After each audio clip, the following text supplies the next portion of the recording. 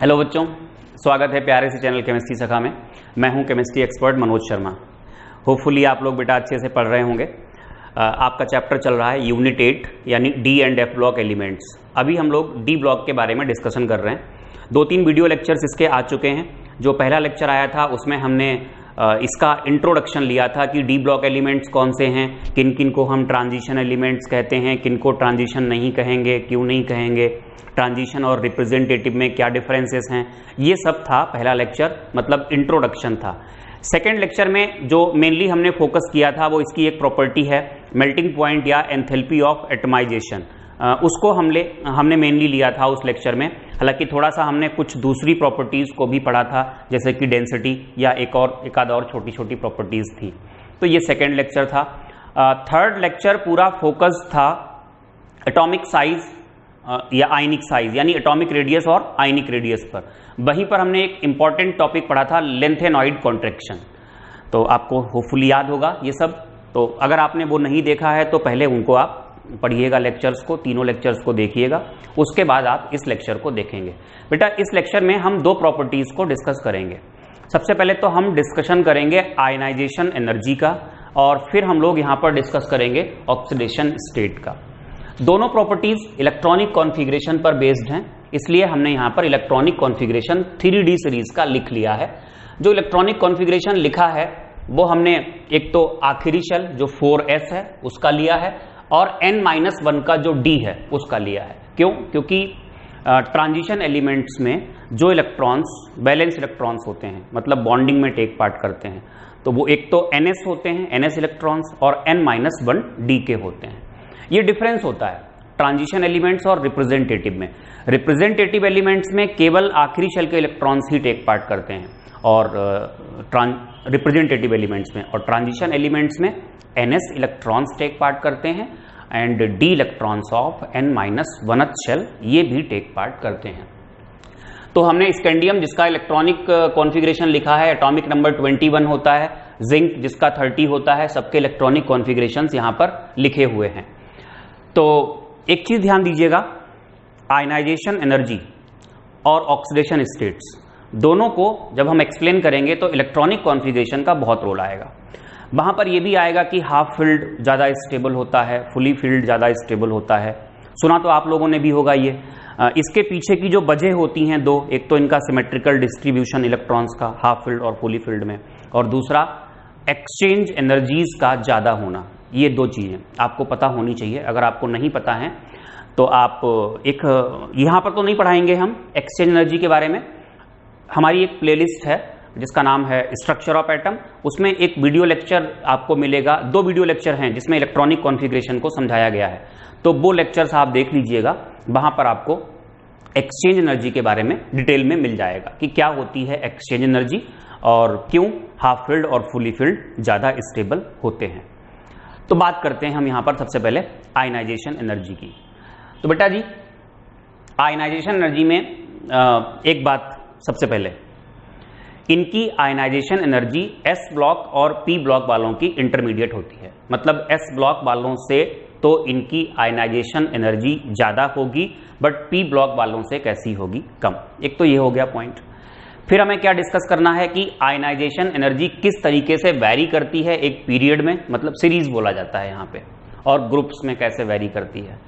तो सीरीज में आपको हम बता दें, सीरीज में जो आयनाइजेशन एनर्जी वैरी करती है, इन जनरल कहा जाता है कि जब हम सीरीज में लेफ्ट टू राइट जाते हैं तो आयनाइजेशन एनर्जी बढ़ती है, और बढ़ने की वजह बताई गई है न्यूक्लियर चार्ज का बढ़ जाना। एक प्रोटॉन बढ़ जाता है, हालांकि जो शील्डिंग इफेक्ट है वो भी बढ़ेगा, लेकिन अगर आयनाइजेशन एनर्जी बढ़ रही है तो न्यूक्लियर चार्ज की वजह से ही बढ़ रही है, यही बताएंगे। कुछ इर्रेगुलरिटीज हैं जगह जगह पे, कहीं पर फर्स्ट आयनाइजेशन एनर्जी में इर्रेगुलरिटीज हैं, तो कहीं पर सेकंड में हैं, तो कहीं पर थर्ड में हैं। उन इर्रेगुलरिटीज को समझाया गया है इलेक्ट्रॉनिक कॉन्फ़िगरेशन से। तो कुछ ज़्यादा नहीं करना है, बस याद क्या क्या रखना है। बढ़ती है लेफ्ट टू राइट, क्यों बढ़ती है? Due to increasing nuclear charge. ये तो पहली बात हो गई। दूसरी बात, उतनी ज्यादा नहीं बढ़ती है जितनी एस एंड पी ब्लॉक में बढ़ती थी। ये बात आपको याद रखनी है। तीसरी बात, कुछ इर्रेगुलरिटीज हैं, इर्रेगुलरिटीज हम आपको बताएंगे, आप खुद भी उनको याद रख सकते हो, इनफैक्ट याद रखने की जरूरत भी नहीं है, आप वैसे भी अगर क्वेश्चन आएगा तो आप कर लोगे उसको, क्योंकि वो इलेक्ट्रॉनिक कॉन्फ़िगरेशन बेस्ड ही होता है, वो इलेक्ट्रॉनिक कॉन्फ़िगरेशन से समझाया जाएगा। डाउन द ग्रुप जाओगे तो 3D से 4D वालों की घटती है और 4D वालों से 5D वालों की बढ़ जाती है। वो जो आपने लेंथेनाइड कॉन्ट्रैक्शन पढ़ा था वहीं से एक्सप्लेन किया गया है, तो उसको एक्सप्लेन करेंगे। एक और खास बात यहां पे जरा समझ लो आप, वो ये है कि अगर हम आयनाइजेशन एनर्जी की ही बात कर रहे हैं, ऑक्सीडेशन स्टेट की बात नहीं कर रहे हैं। एक इलेक्ट्रॉन निकल गया स्कैंडियम से, तो एक इलेक्ट्रॉन निकालने के लिए जो आपने एनर्जी दी होगी उसको हम कहेंगे फर्स्ट आयनाइजेशन एनर्जी। वो कहां से निकाली होगी? इस कॉन्फ़िगरेशन से। अब टाइटेनियम का एग्जांपल ले लो, पहला इलेक्ट्रॉन कहां से निकाला होगा? पहला इलेक्ट्रॉन हमने यहीं से निकाला होगा 4s से, तो टाइटेनियम प्लस बन गया। मान लेते हैं कि टाइटेनियम प्लस बन गया। अब टाइटेनियम प्लस का कॉन्फ़िगरेशन क्या होगा? तो हम यही तो उम्मीद करते हैं कि, और लिखा भी इन जनरल यही जाता है कि एक इलेक्ट्रॉन 4s से निकाल लिया तो क्या होगा? 3d2 और ये 4s1 होगा। लेकिन एनसीईआरटी ने साफ साफ बताया है कि ऐसा नहीं होता है। क्या होता है बेटा? जो ये इलेक्ट्रॉन s में है, ये इलेक्ट्रॉन शिफ्ट हो जाता है किसमें? d सबशेल में। d सबशेल में क्यों शिफ्ट हो जाएगा? मतलब इसका इलेक्ट्रॉनिक कॉन्फ़िगरेशन क्या होगा? 3d3 होगा। क्यों शिफ्ट होता है? ये शिफ्ट इसलिए होता है क्योंकि जब d में 3 इलेक्ट्रॉन्स हो जाएंगे तो नंबर ऑफ एक्सचेंजेस बढ़ जाएंगे, और नंबर ऑफ एक्सचेंजेस बढ़ने की वजह से ये ज्यादा स्टेबल हो जाता है, और ज्यादा स्टेबल है इसीलिए ये यहां पर शिफ्टिंग होती है। तो अगर, हालांकि पूछा नहीं जाता है, ऐसा कभी क्वेश्चन पूछा नहीं गया, फिर भी अगर पूछा जाए टाइटेनियम प्लस का इलेक्ट्रॉनिक कॉन्फ़िगरेशन क्या है, तो 3d3 आएगा निकल के। तो मतलब जो दूसरा इलेक्ट्रॉन हम निकालेंगे यहां, वो हम यहां से नहीं निकालेंगे, हम कहां से निकालेंगे? हम निकालेंगे 3d3 से। तो ये बोला गया है, एनसीईआरटी में लिखा है कि after the removal of first electron rearrangement in electronic configuration takes place s electron is shifted in d n-1th d। क्यों? Because it becomes more stable due to increasing exchange energy. अच्छा, ये shifting कहां कहां पर नहीं होगी? ये rearrangement कहां कहां पर नहीं होगा? ये क्रोमियम में नहीं होगा। क्यों नहीं होगा भाई? 4s1 एक ही तो है, एक निकाल दिया आपने। और कहां नहीं हो सकता? ये कॉपर में नहीं होगा, एक ही इलेक्ट्रॉन है, आपने निकाल लिया। ये जिंक में नहीं हो सकता। क्यों नहीं हो सकता? क्योंकि अगर एक निकाल लोगे तो अगर आप दूसरा ले भी जाओगे तो 3d पहले से ही भरा हुआ है, तो यहां पर ये रीअरेंजमेंट्स नहीं हो सकते। तो कुछ बातें जो याद रखने वाली हैं क्या हैं? एक तो इनकी आयनाइजेशन एनर्जी s और p के बीच की है, नंबर 1। लेफ्ट टू राइट जाने पर इंक्रीज होती है बट इंक्रीमेंट उतना शार्प, उतना ज्यादा नहीं है जितना s एंड p ब्लॉक में है। ये इंक्रीमेंट है क्यों? Due to increased nuclear charge. ठीक है, इतना ही हम यहां पर लिख लेंगे अभी। उसके बाद बहुत सारी इर्रेगुलरिटीज आएंगी, वो किसकी वजह से होंगी? Due to electronic configuration. फिर एक अच्छा सा पॉइंट आपको याद रखना है, after the removal of first electron in most of the cases rearrangement in electronic configuration takes place, क्योंकि वो ज्यादा स्टेबल हो जाता है जब इलेक्ट्रॉन 4s का 3d में चला जाता है, वहां पर नंबर ऑफ एक्सचेंजेस बढ़ने से स्टेबिलिटी बढ़ जाती है। और बाकी हम ये समझेंगे फिर कि 3d से जब 4d जाते हैं तो क्या होता है, और 4d से 5d जाते हैं तो क्या होता है। इस तरीके से ये चीजें हमें यहां पर समझनी है। अच्छा, फिर उसके बाद हम बात कर लेंगे ऑक्सीडेशन स्टेट की। तो अभी आपको क्या करना है? अभी आपको प्यारी सी हेडिंग डालनी है आयनाइजेशन एंथैल्पी, और आयनाइजेशन एंथैल्पी में आपको क्या करना है? ये बना लेना है। ये ऑक्सीडेशन स्टेट्स को मत बनाइएगा, केवल ये स्कैंडियम, टाइटेनियम, वेनेडियम, जिंक तक बनाइएगा और उनके इलेक्ट्रॉनिक कॉन्फ़िगरेशन को शो करिएगा। थोड़ा स्पेस देते हुए बनाइएगा, नोट्स बहुत क्लियर और कॉम्पैक्ट होने चाहिए। अब स्पेस इसलिए देना पड़ेगा क्योंकि क्लियर रहें, ये मिक्स ना हो। ठीक है, अगर एक लाइन में नहीं आ रहा है तो आप अपना चाहें तो इसको 2 लाइंस में यूज कर सकते हो।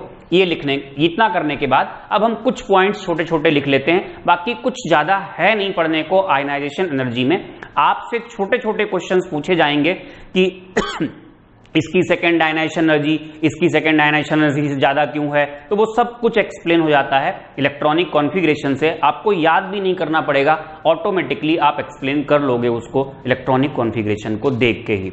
ये हमने ये बात जो आपको बताई थी, टाइटेनियम प्लस जैसे इलेक्ट्रॉनिक कॉन्फ़िगरेशन ये वाला होता है, ये जनरली किताबों में नहीं दिया हुआ है। और यहां से समझाया भी नहीं गया इलेक्ट्रॉन मतलब आयनाइजेशन एनर्जी को कि जो इलेक्ट्रॉनिक कॉन्फ़िगरेशन है वो ऐसा हो गया इसलिए इलेक्ट्रॉन निकल गया, ये नहीं लिया जाता है, इसी को लेकर के समझाया जाता है। ठीक है, तो चलिए कुछ पॉइंट्स आप लिखिए। पहला पॉइंट लिखिएगा, ionization energy of d block elements lie between s block elements and p block elements. दूसरा point, ionization energy gradually increases with increasing atomic number along a given transition series। दो although लिख सकते हो आप, या दोनों का मीनिंग एक ही होता है। although some irregularities are observed, इसी में नई लाइन से लिख लो, the increment in ionization energy is due to increased nuclear charge with increasing atomic number and irregularities in ionization energies या enthalpies भी कह सकते हो, can be explained by electronic configurations। For example,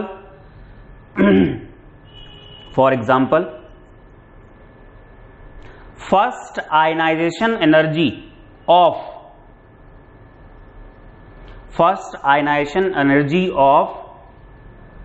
zinc, cadmium जो कि zinc के नीचे होता है, and mercury are much higher because of fully filled electronic configuration. Zinc में क्या है, 3d10 4s2, नीचे आएगा कैडमियम, वहां होगा 4d10 5s2। जिंक, कैडमियम और मरकरी में आएगा 5d10 6s2।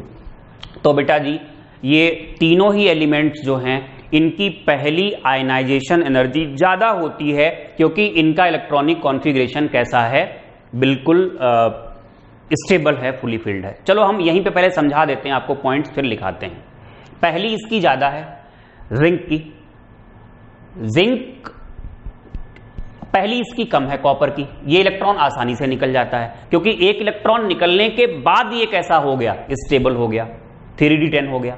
अब अगर आप दूसरा इलेक्ट्रॉन निकालोगे, अगर आप जिंक में दूसरा इलेक्ट्रॉन निकाल रहे हो तो कहां से निकालोगे, 4s1 से निकालोगे, राइट। 4s1 से एक इलेक्ट्रॉन निकालोगे, वो निकल जाने के बाद स्टेबिलिटी आएगी, तो दूसरा इलेक्ट्रॉन जिंक में आसानी से निकल जाएगा, लेकिन दूसरा इलेक्ट्रॉन कॉपर में आसानी से नहीं निकलेगा क्योंकि अगर कॉपर +1 बन चुका है तो इलेक्ट्रॉनिक कॉन्फ़िगरेशन 3d10 हो चुका है और वहां से इलेक्ट्रॉन निकालने में क्या होगी, प्रॉब्लम होगी, क्योंकि अब एक इलेक्ट्रॉन निकलने के बाद कैसा हुआ, स्टेबल हुआ।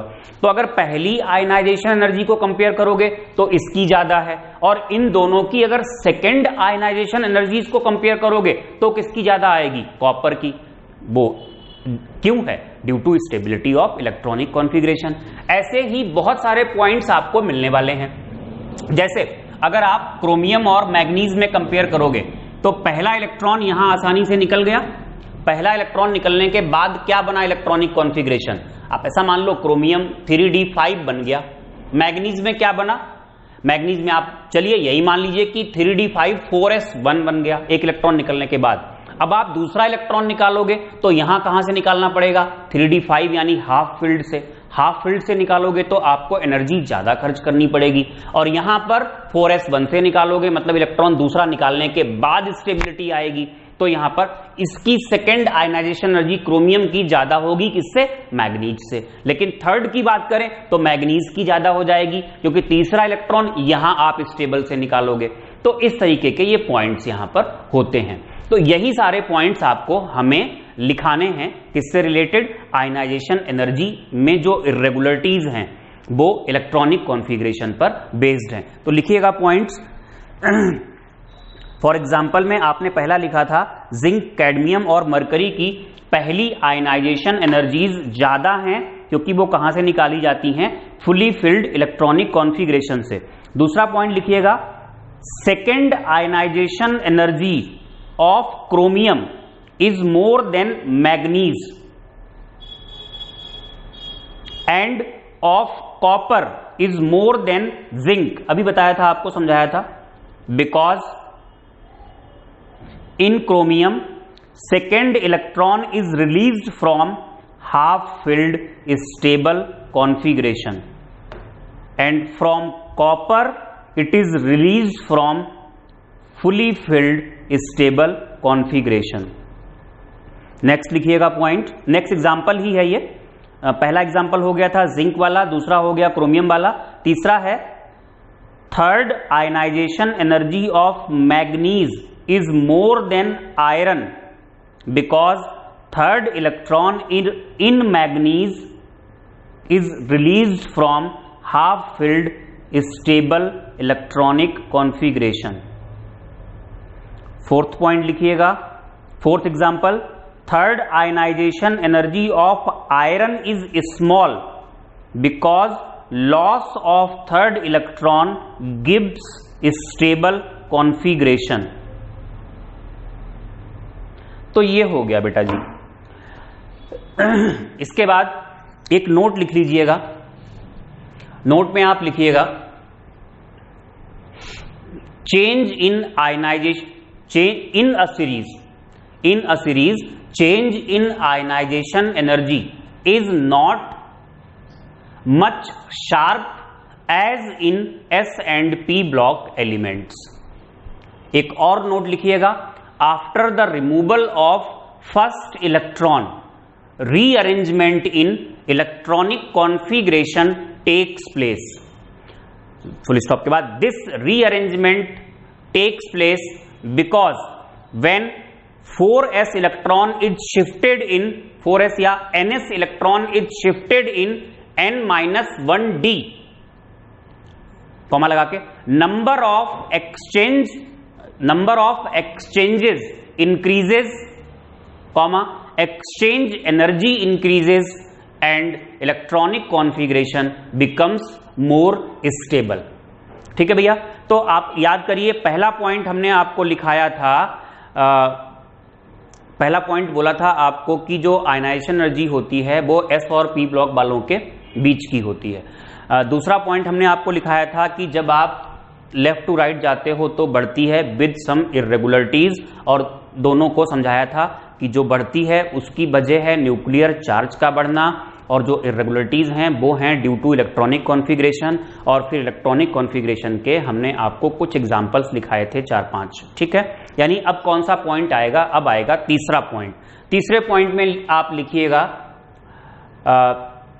जब हम 3D से 4D जाते हैं, लिखें ionisation energies of 4D series elements are less than ionisation energies of 3D series elements. Down the group जाने पे आयनाइजेशन एनर्जी घटती है, तो यहां पे भी घट रही है।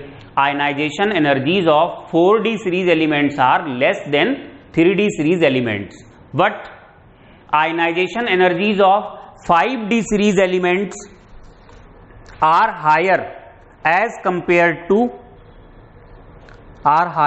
Compare to 4D and 3D series elements because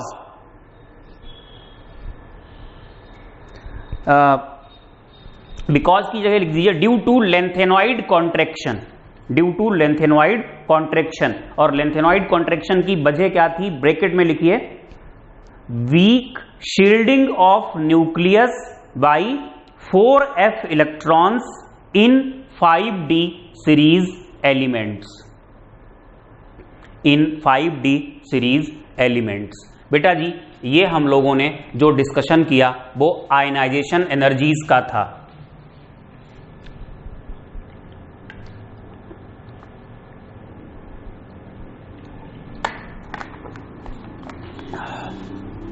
यहां से क्वेश्चंस करना बहुत आसान है। आपसे अगर क्वेश्चन पूछा जाएगा तो ऐसा पूछा जाएगा कि भाई फर्स्ट आयनाइजेशन एनर्जी मैग्नीज की ज्यादा है क्रोमियम से, लेकिन सेकेंड आयनाइजेशन एनर्जी क्रोमियम की ज़्यादा है मैग्नीज से, बताइए क्यों। तो जो भी ये इर्रेगुलरिटीज़ होती हैं वो सब इलेक्ट्रॉनिक कॉन्फ़िगरेशन की वजह से होती हैं। आपको इलेक्ट्रॉनिक कॉन्फ़िगरेशन लिखना है, वहाँ से आपको एक्सप्लेनेशन मिल जाएगा। ऐसे ही अगर आपसे पूछते हैं कि पहली आयनाइजेशन एनर्जी जिंक, कैडमियम या मरकरी की एक्सेप्शनली बहुत ज़्यादा होती है, वजह क्या है, तो आपको बताना है क्योंकि जब इलेक्ट्रॉन पहला हम निकालते हैं तो स्टेबल इलेक्ट्रॉनिक कॉन्फ़िगरेशन से निकालते हैं, ये वजह है। या ये एनसीईआरटी में दिया है, हालांकि अभी तक पूछा नहीं गया है कि after the removal of first electron rearrangement क्यों होता है, तो रीअरेंजमेंट की वजह होती है जब 4s में जो एक बचा हुआ इलेक्ट्रॉन है, जब वो हम 3d में शिफ्ट कर देते हैं तो उससे इलेक्ट्रॉनिक कॉन्फ़िगरेशन ज़्यादा स्टेबल हो जाता है due to increasing number of exchanges या एक्सचेंज एनर्जी। तो ये वजह होती है। अब आप हेडिंग डालेंगे नेक्स्ट प्रॉपर्टी पढ़ने के लिए, और वो है ऑक्सीडेशन स्टेट्स। तो बेटा जी ऑक्सीडेशन स्टेट्स में आपको ये पूरा बनाना पड़ेगा, ये चार्ट जो यहां बना हुआ है कि कौन एलिमेंट क्या शो करता है, फिर इसको हम आपको एक्सप्लेन करके बता रहे हैं। ऑक्सीडेशन स्टेट की अगर हम बात करें तो एक जनरल स्टेटमेंट होता है, जो ये 3d सीरीज या डी ब्लॉक के एलिमेंट्स हैं, इनकी जो सबसे कॉमन ऑक्सीडेशन स्टेट होती है वो +2 होती है। मतलब ज्यादातर केसेस में +2 मिलती है, लेकिन +2 के अलावा भी कुछ ऑक्सीडेशन स्टेट्स मिलती हैं और उनको समझाया जाएगा इलेक्ट्रॉनिक कॉन्फ़िगरेशन से। पहली बात अभी समझाएंगे। दूसरी बात, जो ऑक्सीडेशन नंबर्स और बढ़ती जाती हैं, हायर होती जाती हैं, या ऑक्सीडेशन नंबर्स जो शो करता है एलिमेंट्स, उनका नंबर बढ़ता जाता है, तो शुरू में जो मिलते हैं आपको एलिमेंट्स उनकी लिमिटेड होती हैं, और जो लास्ट में मिलते हैं उनकी भी कैसी होती हैं, लिमिटेड होती हैं। लेकिन जो एलिमेंट्स बीच में आपको मिलेंगे उनकी ऑक्सीडेशन नंबर्स जो वो शो करते हैं वो ज्यादा हैं और हायर भी हैं। तो ये इसकी वजह क्या है, क्योंकि यहां पर ये 2 इलेक्ट्रॉन तो टेक पार्ट करने ही करने हैं, जो n-1 डी के टेक पार्ट करेंगे। अब यहां एक ही इलेक्ट्रॉन है टेक पार्ट करने के लिए, यहां 2 हैं, तो ये जो डी वाले इलेक्ट्रॉन हैं n-1 डी वाले, उनका नंबर बढ़ता जाता है till the mid of series. बढ़ने से क्या होता है, बढ़ता तो लगातार है लेकिन फिर वो निकलते नहीं है, क्योंकि वो क्या होती है वजह, जैसे यहां पर क्या है, इसकी +2 होती नहीं। आप धीरे धीरे समझिए इसको। फिर ये बात जो हमने आपको बताई थी कि in the mid of series सबसे ज्यादा मिलती हैं, फिर से वो घटती जाती हैं। क्यों घटती जाती हैं, देखो क्या हुआ, ये +2 शो ही नहीं करता है, क्योंकि अगर आप 2 इलेक्ट्रॉन निकाल लोगे तो जो 3d1 बचता है वो स्टेबल ही नहीं होता है। तो स्कैंडियम में तो +3 ही होती है और कोई ऑक्सीडेशन स्टेट होती ही नहीं है। टाइटेनियम +2 दिखाई जरूर है यहां पर, ये वाली जो हम ऑक्सीडेशन नंबर्स दिखाएंगे ब्रैकेट के अंदर, ये वेरी रेयर, मतलब ये स्टेबल नहीं है, और ऐसे करके दिखाएंगे बॉक्स के अंदर तो वो बहुत कॉमन है। यहां पर जो टाइटेनियम में कॉमन है वो +4 है। क्यों, क्योंकि भाई ये 2 इलेक्ट्रॉन निकालो, उसके बाद 3d2 बचा, तो 3d2 उतना स्टेबल होता ही नहीं है, वो भी दोनों इलेक्ट्रॉन्स लूज करना चाहता है, तो इसलिए यहां पर सबसे कॉमन कौन सी होती है, +4 होती है। वेनेडियम में +2 मिलती है, मतलब +3 भी मिलती है, +4 भी मिलती है, लेकिन सबसे ज्यादा स्टेबल जो है वो +5 है, यानी 2 और 3 ये पांचों इलेक्ट्रॉन्स निकल जाते हैं। B2O5 एग्जाम्पल आपने पढ़ा होगा, वेनेडियम पेंटा ऑक्साइड, यहां होता है TiO2, TiCl4, ये +4 ही शो करता है। क्रोमियम में +2 मिलती है, +3 मिलती है, +4 मिलती है, +5 ये स्टेबल नहीं है, +6 भी मिलती है, सारे इलेक्ट्रॉन्स निकल जाते हैं। अब डी में इलेक्ट्रॉन्स बढ़ रहे हैं ना, डी में इलेक्ट्रॉन्स जैसे जैसे बढ़ते जा रहे हैं तो वो भी क्या करेंगे, बॉन्डिंग में टेक पार्ट करेंगे, तो ऑक्सीडेशन नंबर्स क्या होंगी, हायर की तरफ भी जाएंगी। मैग्नीज में ये कहानी +7 तक जाएगी, +7 भी स्टेबल होती है। एक तो +2 बहुत स्टेबल है क्योंकि 2 इलेक्ट्रॉन निकलने के बाद ये कैसा हो गया, हाफ फिल्ड, राइट। और उसके बाद क्या हुआ, जब सारे निकालोगे तब स्टेबल होगा, तो सबसे ज्यादा स्टेबल यहां पर कौन सी होती है, +2 और +7। आयरन में +2 स्टेबल है, +3 स्टेबल है। +2 स्टेबल क्यों है, 2 इलेक्ट्रॉन निकल गए, +3 क्यों स्टेबल है, क्योंकि हाफ फिल्ड हो गया। उसके बाद भी कुछ ये +6 +4 दी हैं, बट वो स्टेबल नहीं होती हैं, इलेक्ट्रॉन्स वहां पर आसानी से नहीं निकल पाते हैं। अब धीरे धीरे क्या हो रहा है, जो ऑक्सीडेशन स्टेट्स का नंबर बढ़ रहा था वो कम हो रहा है। कोबाल्ट +2 और +3 शो करता है, निकिल +2 ही शो करता है, यहां पर तीसरा इलेक्ट्रॉन निकलता ही नहीं आसानी से।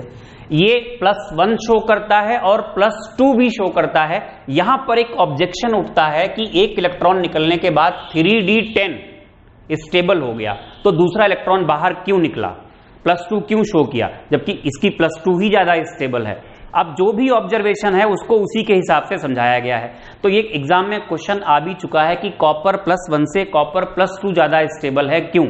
तो उसका आंसर बताया जाता है कि कॉपर +2 की हाइड्रेशन एनर्जी ज्यादा होती है और हाइड्रेशन एनर्जी ज्यादा होने की वजह से Cu+2 ज्यादा स्टेबल होता है। तो ये आंसर देना होगा। जिंक जो है वो टिपिकली +2 शो करता है। तो बेटा जी शुरुआत में कम है क्योंकि डी इलेक्ट्रॉन्स कम है, लास्ट में कम है क्योंकि वो केवल 4s इलेक्ट्रॉन ही टेक पार्ट करेंगे, डी वाले इलेक्ट्रॉन टेक पार्ट नहीं करेंगे। और मिड ऑफ सीरीज में क्या होती हैं, ये यहां से यहां जाओगे तो ऑक्सीडेशन नंबर्स हायर की तरफ जाएंगी, बढ़ती चली जाएंगी, इनका नंबर भी बढ़ेगा। तो नंबर क्यों बढ़ता है? क्योंकि डी इलेक्ट्रॉन्स बढ़ रहे हैं। और फिर ये घटती क्यों है? डी इलेक्ट्रॉन्स तो बढ़ रहे हैं क्योंकि फिर वो हाफ फील्ड तक निकलते हैं इलेक्ट्रॉन और बाद में नहीं निकलते हैं, क्योंकि हाफ फील्ड भी कैसा होता है, स्टेबल होता है, इस वजह से। तो ये है, तो ये सारे पॉइंट्स मैं आपको भी लिखाऊंगा, क्या क्या आपको याद करना है ऑक्सीडेशन स्टेट्स में। कुछ ज्यादा टिपिकल क्वेश्चंस नहीं पूछे जाते हैं ऑक्सीडेशन स्टेट्स में, जैसे यही पूछ सकते हैं आपसे कि कॉपर पूछा गया है, कॉपर +1 से कॉपर +2 क्यों ज्यादा स्टेबल है। तो अगर आप इलेक्ट्रॉनिक कॉन्फ़िगरेशन से समझाने बैठ गए तब तो +1 ज्यादा स्टेबल निकल के आ रहा है। तो इसको समझाया गया है हाइड्रेशन एनर्जी से। और ये +3 ही क्यों शो करता है? क्योंकि यहां पर 2 इलेक्ट्रॉन अगर हम निकाल लें तो 3d1 स्टेबल नहीं होगा। मोस्ट कॉमन कौन सी है? +2 है। तो ये सारी चीजें यहां पर पूछी जाएंगी और कुछ ज्यादा यहां पर नहीं पूछा जाता है। एक बात आपको और बता दें, जो हायर ऑक्सीडेशन स्टेट्स होती हैं जैसे +6 है या +7 है, हम लोग एस और पी ब्लॉक में क्या पढ़े थे कि जब आप नीचे की तरफ जाते हो तो हायर ऑक्सीडेशन स्टेट्स की स्टेबिलिटी घटती है due to inert pair effect. यहां पे उल्टा है, उसका रीजन नहीं दिया गया लेकिन यहां उसका उल्टा है। जो हायर ऑक्सीडेशन स्टेट्स हैं वो नीचे की तरफ जाने पर उनकी स्टेबिलिटी क्या होती है? बढ़ती है। जैसे क्रोमियम के नीचे जो भी एलिमेंट आएगा, होपफुली टंगस्टन आएगा या इसके नीचे भी जो भी आएगा, यट्रियम, जिरकोनियम, नियोबियम, ये मॉलिब्डिनम आता है। यहां पर मॉलिब्डिनम आएगा क्रोमियम के नीचे, फिर टंगस्टन आएगा। तो +6 की स्टेबिलिटी क्रोमियम से ज्यादा मॉलिब्डिनम, वहां से ज्यादा किसमें होगी? टंगस्टन में। ये याद रखना, ये इनर्ट पेयर इफेक्ट का उल्टा है जो हम लोग पी ब्लॉक में पढ़ते थे। पी ब्लॉक में जो हायर ऑक्सीडेशन स्टेट होती थी, डाउन द ग्रुप जाने पर उसकी स्टेबिलिटी घटती थी, यहां पर क्या होती है? बढ़ती है। तो एक तो ये बात याद रखनी है। इसके अलावा लोअर पॉजिटिव ऑक्सीडेशन स्टेट्स में जो कंपाउंड्स होते हैं वो आयनिक होते हैं, और जब ऑक्सीडेशन स्टेट बढ़ जाएगी तो कंपाउंड्स के अंदर कोवेलेंट कैरेक्टर बढ़ जाता है। जैसे मैग्नीज अगर +2 में कोई कंपाउंड बना रहा है तो ये पक्का है वो आयनिक होगा, MnOH2 आयनिक होता है। लेकिन बात अगर हम करें +7 वाले की, Mn2O7 ये कंपाउंड है, तो ये कोवेलेंट कंपाउंड होता है। भाई होगा क्या? जब पॉजिटिव चार्ज ज्यादा आ जाएगा तो पोलराइजिंग पावर बढ़ जाएगी। आपने फजान रूल पढ़े हुए होंगे 11th में, अगर नहीं पढ़े हैं तो हमारी प्लेलिस्ट है केमिकल बॉन्डिंग, वहां पर शायद तीसरा या चौथा लेक्चर होगा, फजान रूल पढ़िएगा, वहां से आपको समझ में आएगा। तो जैसे जैसे पॉजिटिव चार्ज बढ़ जाता है सेंट्रल एटम पे, वैसे वैसे उसकी पोलराइजिंग पावर बढ़ जाती है। पोलराइजिंग पावर बढ़ने से क्या होता है? कोवेलेंट कैरेक्टर डेवलप हो जाता है। तो आयनाइजेशन एनर्जीज में कुछ ज्यादा आपसे नहीं पूछा जाने वाला है, जो भी पूछा जाएगा वो इलेक्ट्रॉनिक कॉन्फ़िगरेशन से एक्सप्लेन हो जाएगा, या कुछ पॉइंट्स मैं आपको लिखा रहा हूं वो आप लिख लेंगे। तो बेटा क्या करना है? ऑक्सीडेशन स्टेट्स हेडिंग डालनी है। ये पूरी टेबल आपको बनानी पड़ी थी। आपको ये पूरी टेबल आयनाइजेशन एनर्जी में नहीं बनानी थी, उसमें केवल इतना ही बनाना था। और अब आपको कुछ पॉइंट्स लिखने हैं। एक आध बातें और आप सुन लीजिए। जीरो ऑक्सीडेशन स्टेट भी मिलती है, जैसे निकिल जो होता है वो 0 शो करता है, आयरन 0 शो करता है। ये कॉम्प्लेक्सेस होते हैं कुछ, FeCO5, यहां पर ये मेटल का कार्बोनाइल है। एक्चुअली नेक्स्ट चैप्टर आप पढ़ोगे कोऑर्डिनेशन केमिस्ट्री, तो यहां पर आयरन की जो ऑक्सीडेशन नंबर है वो 0 है, या NiCO4 ये एक कॉम्प्लेक्स होता है। यहां पर जो निकिल की ऑक्सीडेशन स्टेट है वो 0 है, और ये हाईली स्टेबल होते हैं। हाईली स्टेबल होने की यहां पर वजह इलेक्ट्रॉनिक कॉन्फ़िगरेशन नहीं है। यहां एक्चुअली जो कार्बोनाइल होता है ये एक लिगेंड, एक्चुअली ये लिगेंड होता है, आपको वहां पढ़ाया जाएगा कोऑर्डिनेशन केमिस्ट्री में, बहुत डिटेल में ये टॉपिक आपको पढ़ाया जाएगा, मेटल कार्बोनाइल्स वाला। ये लिगेंड होता है। कुछ लिगेंड्स होते हैं, एक कैटेगरी होती है लिगेंड्स की, पाई एक्सेप्टर लिगेंड्स। तो ये पाई एक्सेप्टर लिगेंड होता है, इसकी वजह से ये कंपाउंड्स बहुत ज्यादा स्टेबल होते हैं और यहां पर जीरो में भी ये स्टेबल होते हैं। तो जीरो में स्टेबल होने की वजह कुछ और है, वो नहीं है। ठीक है, तो लिखिएगा कुछ पॉइंट्स यहां पर ऑक्सीडेशन स्टेट्स में लिखें। Maximum elements of d block exhibit a large number of oxidation states, large number of oxidation states because transition elements have their valence electron in two different sets of orbitals, that is in ns and in n-1d। मतलब oxidation states जो होती हैं वो उनका number बहुत ज्यादा होता है, वेरी करता है, क्योंकि इलेक्ट्रॉन ns के भी टेक पार्ट करते हैं और n-1d के भी टेक पार्ट करते हैं। नेक्स्ट पॉइंट लिखिएगा, या इसी में लिखो फुल स्टॉप के बाद, there is small difference of energy between ns and n-1d, hence electrons of both subshells can be used in the formation of bond। फिर आप लिखिएगा दूसरा point, the most common oxidation state is +2 except scandium। next point, different variation in oxidation states can be explained by stability of electronic configuration। next point आप लिखिएगा, mostly ionic bonds are formed in low oxidation states, bracket में +2 and +3,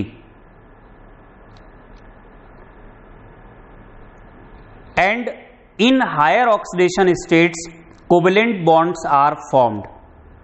next point लिखिएगा, the elements which show greatest number of oxidation states occur in the middle of the series।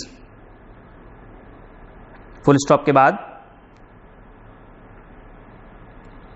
the lesser number of oxidation states are at two ends। two ends बताया था आपको, इसी में लिख लीजिए, these are either due to too few, TOO, too few electrons to lose और share,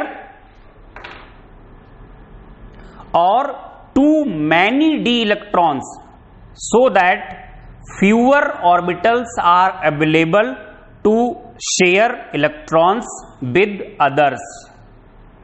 जो पहला वाला केस था, पहले वाले केस में ये बोला गया कि या तो इलेक्ट्रॉन बहुत कम होते हैं शुरुआत में, जैसे यहां पर है ही नहीं, डी में एक ही है, तो जो ऑक्सीडेशन स्टेट जा सकती है वो मैक्सिमम +3 तक जा सकती है, यहां +4 तक जा सकती है। या तो इलेक्ट्रॉन्स बहुत कम हैं कि वो ना तो लूज किए जा सकते हैं या ना शेयर किए जा सकते हैं, और या फिर यहां पर पहुंचोगे तो इलेक्ट्रॉन इतने ज्यादा हैं कि डी कंप्लीटली फिल्ड है तो भी वहां से नहीं निकल सकते हैं। ये बात बताई गई है इस पॉइंट में।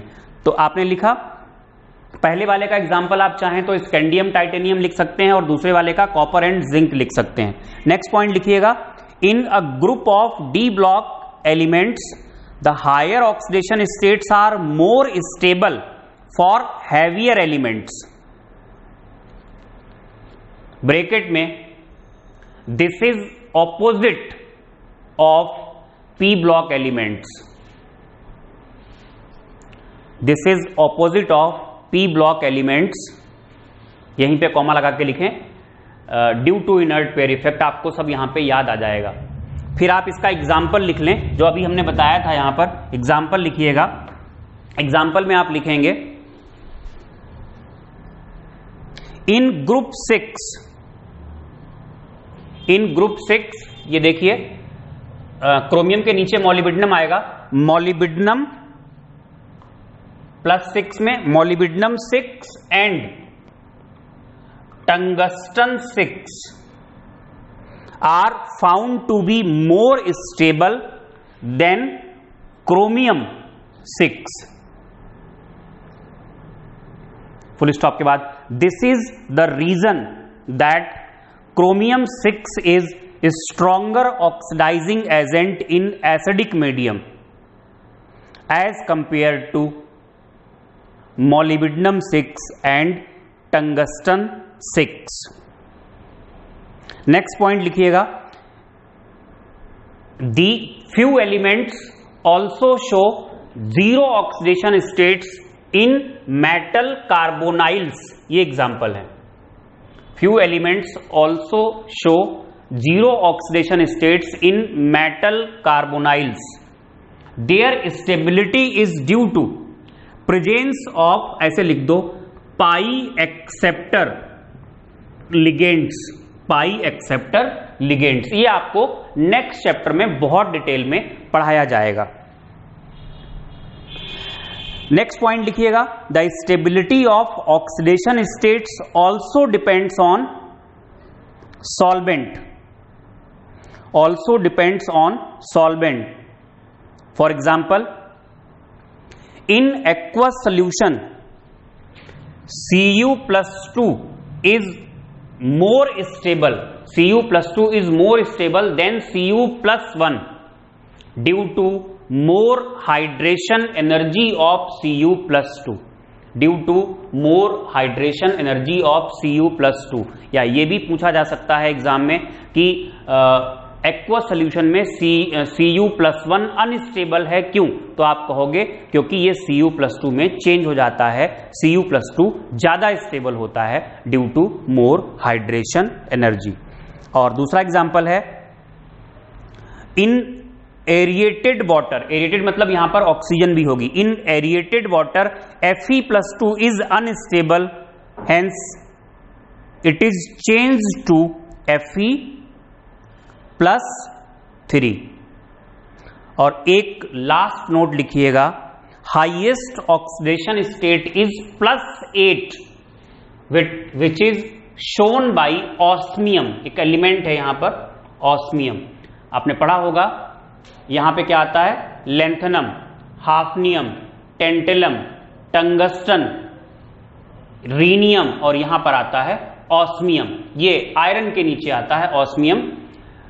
6 और 2 सारे इलेक्ट्रॉन्स निकल जाते हैं, एक कंपाउंड बनता है OSO4, ऑस्मियम टेट्रा ऑक्साइड। तो यहां पर जो ऑस्मियम की ऑक्सीडेशन स्टेट है वो कितनी है, +8 है। तो बेटा ये ऑक्सीडेशन स्टेट को भी हम लोगों ने एक्सप्लेन कर लिया। तो ये लेक्चर हम लोग अब यहीं पे ख़त्म करते हैं। इसको ठीक से पढ़िएगा, थोड़ा सा कह सकते हो कि पढ़ना स्ट्रेट नहीं पढ़ सकते कि आपने एक बार में पढ़ लिया और सब कुछ हो गया। दिमाग थोड़ा लगाना पड़ेगा, दिमाग आपको खर्च करना पड़ेगा। ये इनऑर्गेनिक केमिस्ट्री है, यही एक्चुअल केमिस्ट्री होती है। इनऑर्गेनिक और ऑर्गेनिक, फिजिकल केमिस्ट्री तो सब लोग पढ़ लेते हैं और फिजिकल के चैप्टर्स में आपको दिक्कत भी नहीं आई होगी क्योंकि वहाँ पर सब कुछ स्ट्रेट होता है, कॉन्सेप्चुअल होता है। लेकिन यहाँ पर जो ऑब्जर्वेशंस होते हैं वो हमारी प्रायोरिटी होते हैं और उन्हीं के बेसिस पे यहाँ पर कॉन्सेप्ट्स दिए जाते हैं। तो होपफुली आपके लिए लेक्चर हेल्पफुल रहेगा। तो प्लीज़ शेयर कीजिएगा, सब्सक्राइब कीजिएगा और अगर अच्छा लगा है वीडियो तो उसको लाइक भी कीजिएगा। Thank you for watching.